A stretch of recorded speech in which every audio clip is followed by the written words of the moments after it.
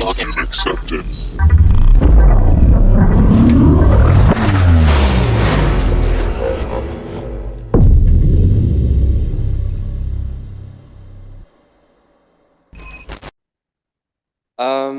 All right, yeah, I'm Dillon.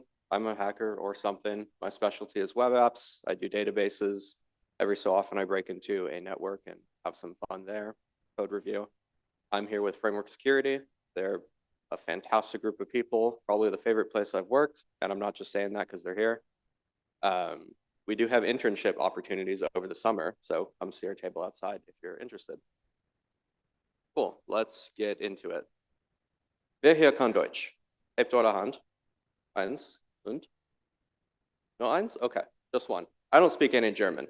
The point of that is a quick demo, just to break you guys in. Social engineering is more than just influencing behavior. It's influencing how you're perceived. What's my goal with coming up here and trying to be bilingual? Maybe I'm trying to appear smarter. Maybe I'm trying to be more interesting. Maybe I'm just saying you should listen to me. On the flip side, it comes with a cost. This is an English presentation. Why is this guy getting on stage and speaking German? So there's always a cost-benefit analysis when you're doing this kind of stuff, and we do it our whole life without even realizing it. So think about the child in a store with their mom, and they really, really want this candy bar. Like they want it bad, and they use their words. They say, I want candy bar. And mom says no.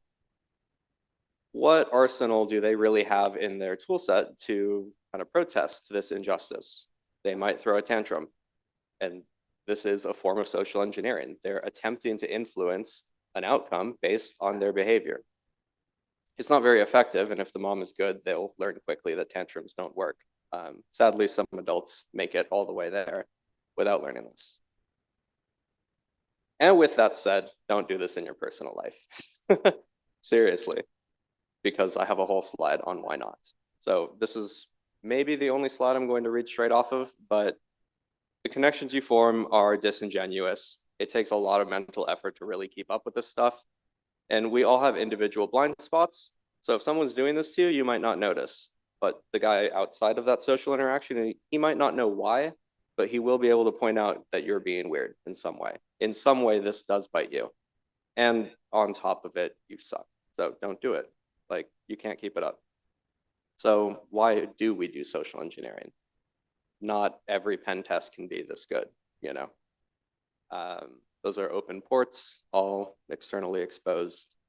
There were problems. There are problems. This is a database dump with API keys. And yeah, this was a rough one. So here we have a username and password just loaded in JavaScript on the open net. So when you see this kind of stuff, yeah, social engineering, you don't really need to. You can just write the report. But they don't always go like this. Sometimes you do need that extra way in. So also, it's just kind of fun. It's my preferred method of hacking things. On a true red team engagement, it's my first stop because the firewalls these days are pretty good. So I've personally done all of those things. Feel free to talk to me after the fact if you're curious about more. All right, so we need a definition here because there are some misconceptions about social engineering. It is empathy. It's understanding other people's needs and putting them not before your own, but in alignment with your own. So it's not about making somebody do something. It's about convincing them that what they want to do is in their best interest, because everybody in here is going to act in their best interest. That's the only guarantee I offer you today. So on wanting, I do have some things I want to cover. Before you even begin social engineering, you really need to figure out what it is you want. And the primary separator for that to work is we also care what our victim wants. And the reason we care is not because we're altruistic. This is not a friendly talk about how to make friends and build connections. We care what they want because basically because it serves us. And I'm going to give you an example. So let's say you're on a physical pen test, you need to break into a building, and just getting inside the building is enough to call it a success. You show up at night and there's a guard, and the guard says, hey, what are you doing here? You have two paths ahead of you. You have the foolish path where you brute force through, And you say, well, I'm breaking into this building and I know where your daughter goes to high school. So he's probably going to let you in. He's also going to turn you in as soon as he possibly can because you just messed with something that he really cares about. We also know that guarding buildings is a very boring job. So maybe we're there to speed up the Wi-Fi and he can watch his shows better. That would be a form of social engineering where maybe you even wind up with an escort. And for physical pen tests, it's very nice to have an escort. That authority that they carry extends to you. Like you're no longer worried about bypassing alarms or locked doors, which is an amount of challenge. So yeah, in both cases, we get inside the building, but only one of those cases is actually good for us. So there are some ways that we do social engineering. These are some of the most common ones. Commitment is probably the simplest. People have commitments in their life. A parent protects their child. That is a commitment we can rely on. Behaviors that are predictable are really core to commitment. So reciprocity, also very simple. I offer you a cookie, you open the door. Beautiful. And scarcity is the offer of something rare. So maybe the cookie is difficult to acquire. Social proof is kind of an interesting one. I think, let's do a demo. You speak German. Would you please stand up? Thank you. And in the white hat, could you stand up, please? All right, I appreciate you both. Thank you for indulging me. I'm willing to make a guess that emotionally, it was easier for you to stand up second than it was for you to stand up first. That's just because it's easier to follow the herd. That's social proof. And it doesn't, you can sit down, by the way, thanks.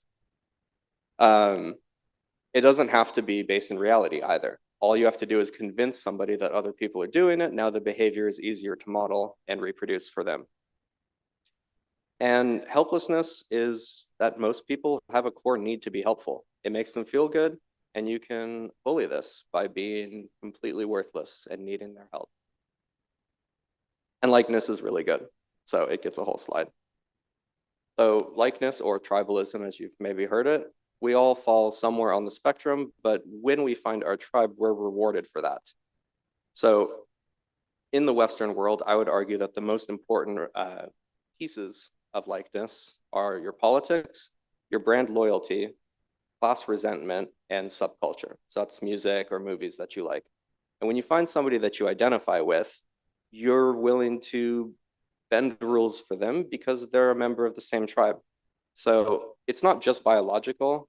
Also on social media, you're rewarded for putting out into the echo chamber, and the echo chamber comes back and says, yes, you belong to this group. That's giving your brain dopamine. So that's an abusable behavior because it's reproducible. And when you go counter to that, it's almost a fascination.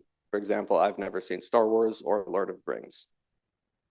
And yeah, I want to tell just one anecdote here. So I was in Paris and I met somebody else who was from LA. And we didn't really have much of anything in common other than we were both from LA, but we spent the whole night just chatting and having some wine and a wonderful time. And if either of us needed something, a small, reasonable favor, they would have been much more likely to help out than just somebody else who has no reason to. So this is abusable. There are some people out there that sell self-help and building strong connections. There's tons of books. If you've ever been to an airport, it's a little bit despicable, but we don't care about being liked. There is no altruism in our approach. We care about getting what we want in the simplest way possible. It just so happens that it's usually beneficial not to be mean. So that is why we approach things like this. And there is one thing I want to add. There is a social engineer out there named Robin Dreek, gave an excellent talk at FCon 27 at the Social Engineering Village. So if you're interested in doing this to actually build connections, it's a great talk. I'm not endorsing him. I don't agree with everything he said, but his core points are get people to talk about themselves, ask about their goals, dreams, care about the answers, validate their opinions and choices without judgment. That's incredibly important. That's why that's emphasized. Without judgment, because that's how you block off bridges instead of build them. And then empower their choices. So why is this talk different? It's because this is really hard to do. It requires a lot of practice and it works over a long period of time. And our engagements are usually 6 weeks on the long side. We don't have time to build a close interpersonal relationship and then start to abuse that. So when to use it, you guys can probably apply all of this yourself. But what I want to talk about is you should tailor this to the level of the group.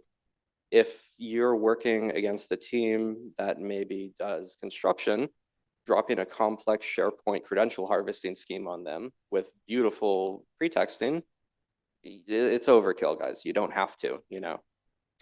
But for red teaming, on a true red team engagement, there's no such thing as overkill. So do whatever you have to do to get inside. A little bit of technical, just to help set up your infrastructure. You need a server, some code, a database, an email service, and a domain. Very, very simple stuff. You could set this up for about $70 a year for a full credential harvesting scheme. And remember to secure your database. That's a big one because it would be really funny if a hacking firm got hacked. But on the flip side of that, it actually really wouldn't be that funny for us at all. Okay, so for intelligence gathering, learn your Google Dorks. They are very useful. And also get off of Google sometimes. It's not the only search engine.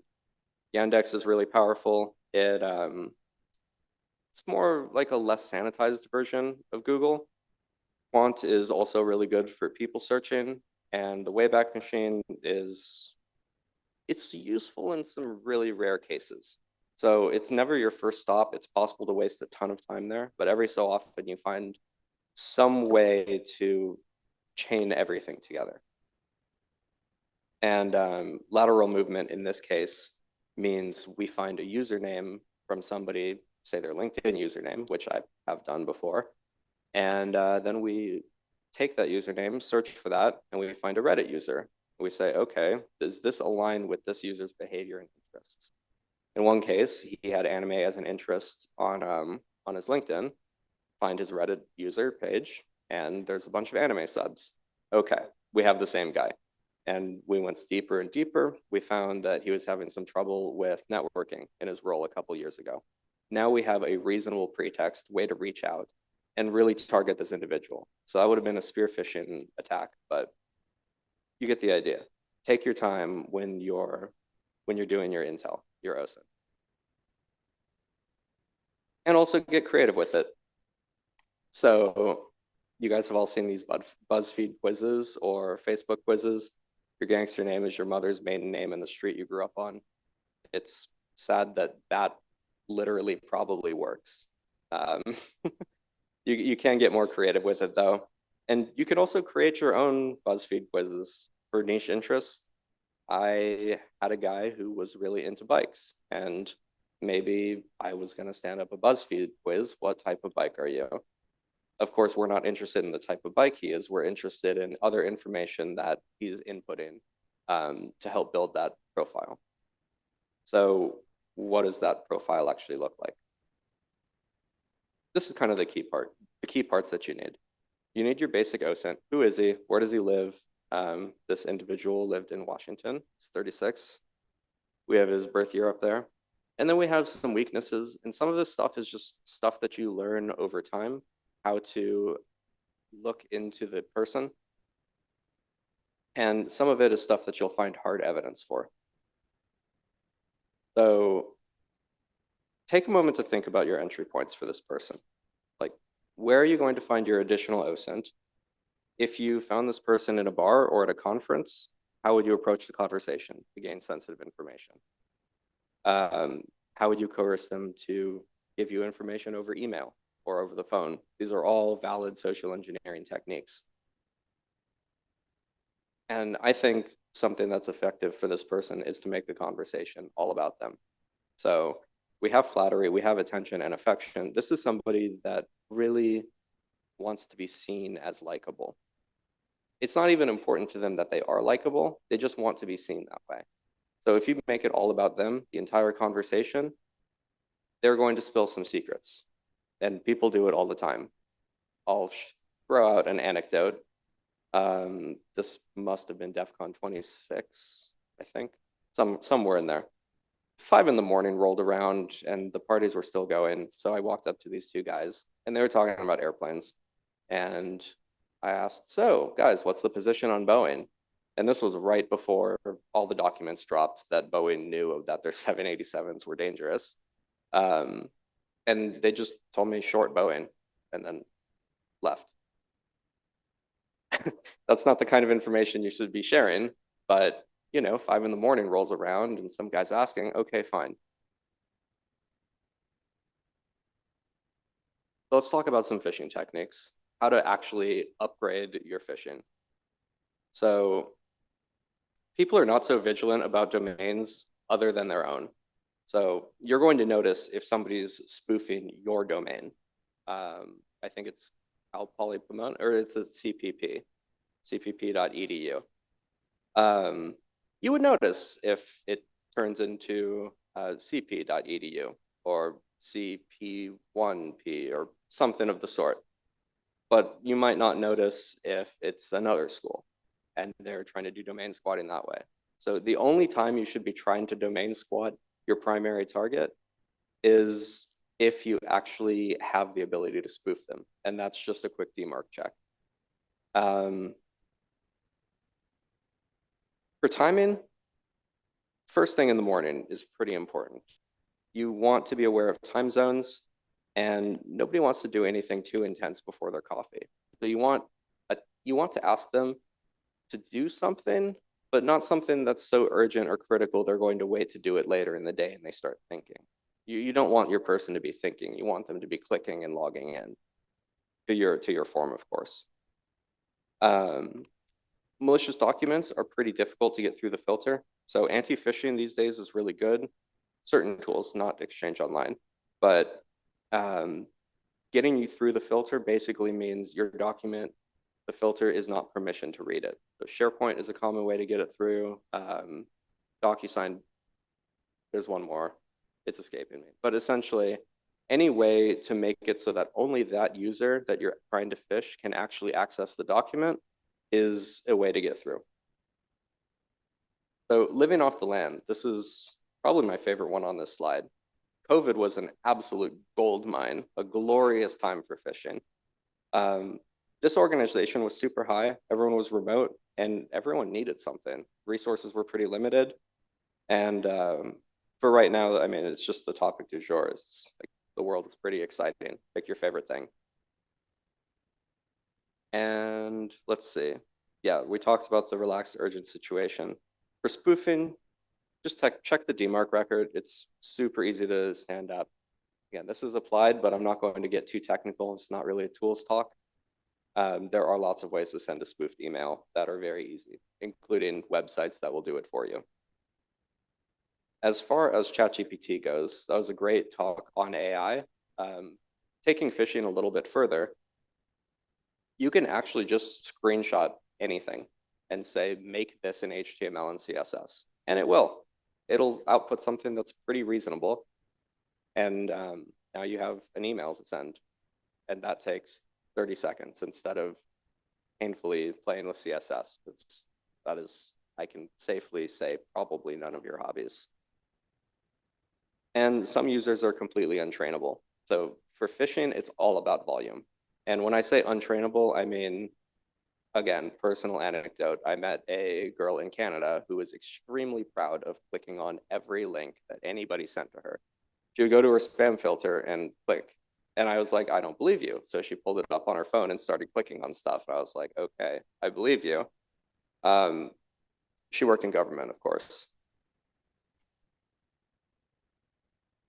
So I do want to give one honorable mention and a moment of silence for our dearly departed Microsoft macros. Microsoft finally killed them off. Very sad. It did have my favorite way to breach an organization. It's also one of the funniest ways, is template-enabled macro injection. So I've done that before. That was how I wound up with RCE with donuts. And basically what you're doing is it's possible for a docx to execute macros. It can't contain them itself, but it can execute them, and that itself makes it unsafe. So everything I'm talking about doesn't mean a whole lot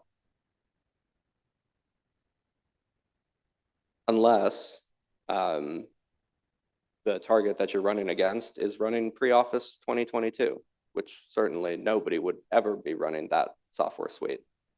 So this is not that relevant for anyone anymore.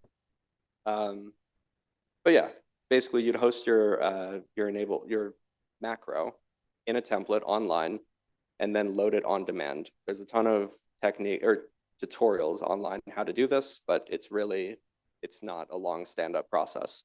And it takes your phishing to the next level because instead of just trying to harvest credentials, now you can actually execute arbitrary code on their system. So does that work? Yeah, kind of, I guess. Here we see some very happy users. This was a client that wanted an overall look into how many people are actually going to click on something. So all of those different colors you see are the users that felt like they wanted to click more than once. All the others just clicked once, but these are the eccentric ones. So we have 8 people just in this screenshot that decided they wanted to, well, they really wanted to get hacked. Okay, but what about credentials? Yeah, it also works. This is a password dump. The client they were a little bit cautious about seeing passwords in our database. So we hashed everything for them, but the proof of concept stands. If we're a malicious actor, this is very easy to just not hash the password before you pull it in. And yeah, going back briefly on macros, on getting remote code execution with that was roughly half of the organization that we had that on. So 48.5% clicked and enabled contents.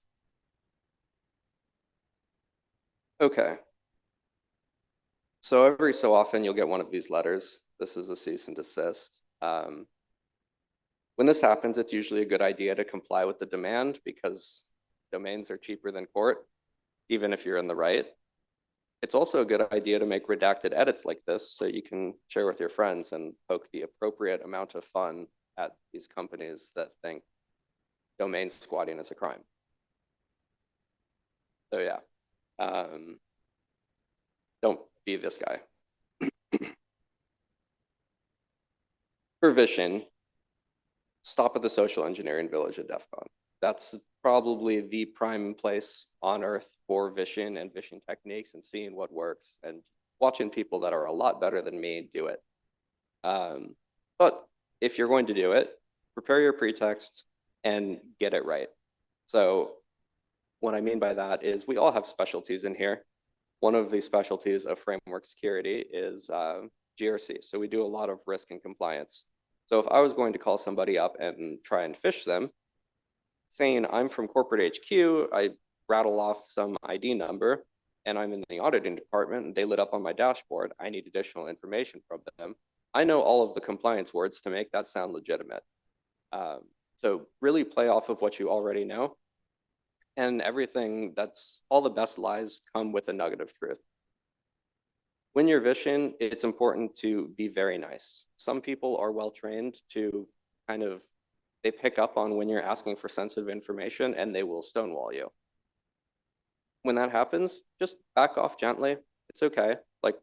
I can't engage with you right there, right now. We haven't built that trust. Maybe we can engage somewhere else. Maybe they don't realize the information's sensitive, or maybe we're just talking about stuff. You really feel it out by conversation. And like phishing, volume is your key metric here. It's very rare to find that one rock star who's going to answer every question for you and really just knock it out of the park, and you don't have to worry about it anymore. So I'll also throw this out there. If you're saying you're going to be doing a survey, I have literally never seen that work.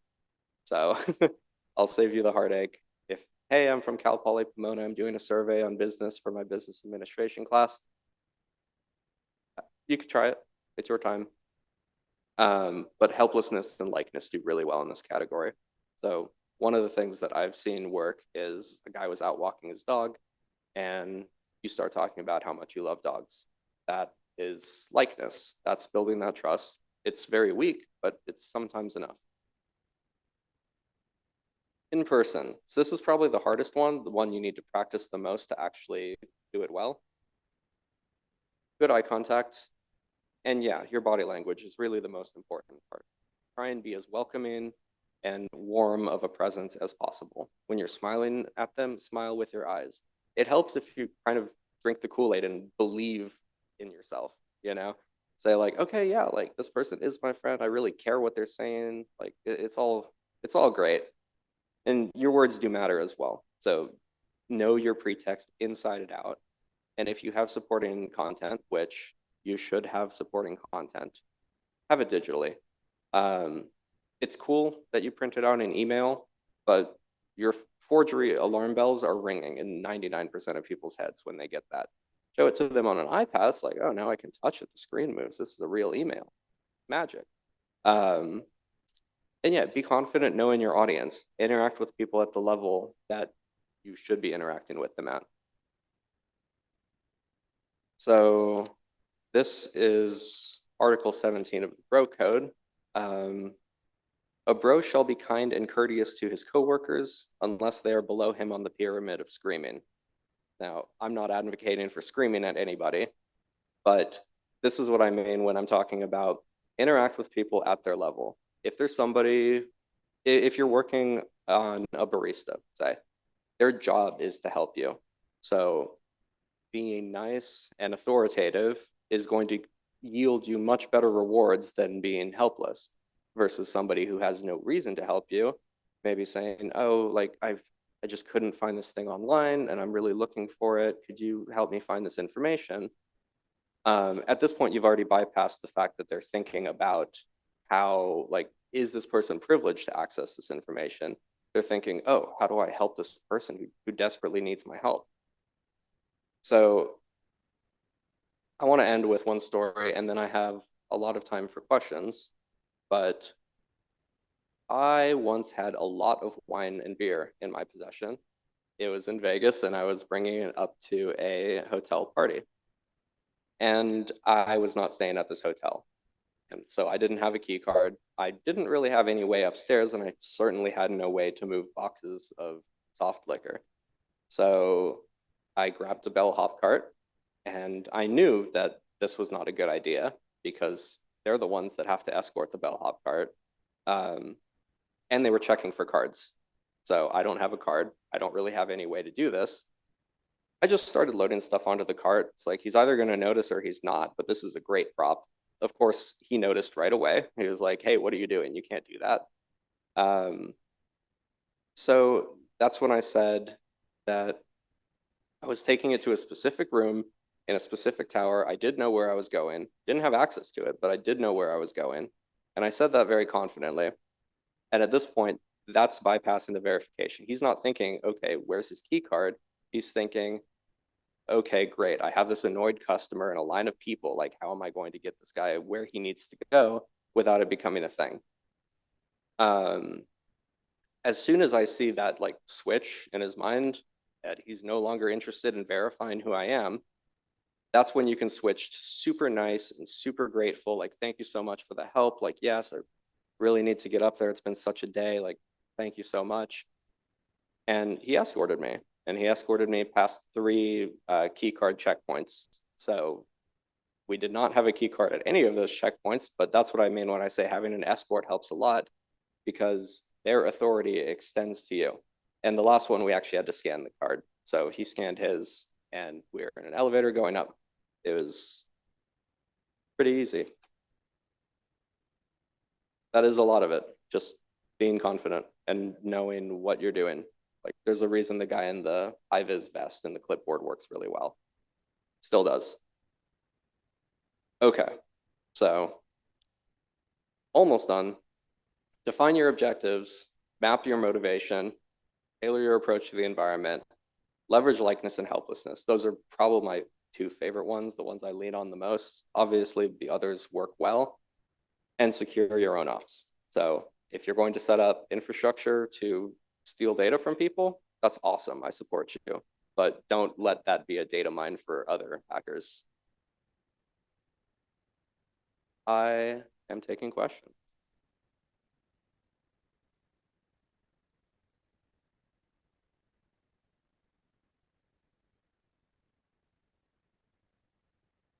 Yeah, we don't have a position specifically for social engineering, but there is a position where social engineering could be part of the job. Absolutely. But yeah, we'll be outside at the table if you're interested in any of those positions. In the back. That is a great question. I don't think I read everything that I've done. I've written some ransomware, did maldocs, reverse engineering. Last year was on electromagnetic fields. I did a master's in cyber defense. I do mostly web apps. But how I got into social engineering specifically is I just thought it was interesting. So I originally got into cybersecurity as a whole just because I didn't want to interact with any people and I thought technical was cool. And then I started doing the social part of it. And I was like, wow, this is kind of my favorite part of this field because people are everywhere and firewalls keep getting better. And yeah, oh, sorry, I will take you in a sec. There's no barrier to entry. Just try. Like if you want to walk out of this room and say, I'm a social engineer, you have my stamp of approval. Just keep doing it. All right, in the front.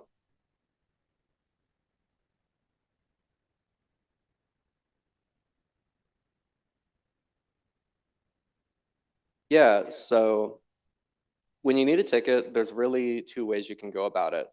One, you can go completely over the top, and I've rarely seen this work. Completely over the top, meaning you're dressed to the nines, you're clearly trying to exude wealth of some sort, and you basically act like it's their fault that you don't have a ticket. If you have enough confidence, it can, with a big question mark, work. I don't recommend it. If I was going to recommend something, I would probably just get in the crowd, be dressed like a normal person that's going to be going there, announce you lost your ticket, maybe throw out the word pickpocket. Most people will pat for where their ticket is. Now you have a group of targets to take a ticket from them. In the back. Am I allowed to answer that?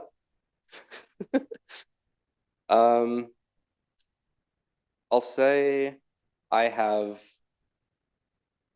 facilitated the use of DEF CON amenities for those without a badge in the past.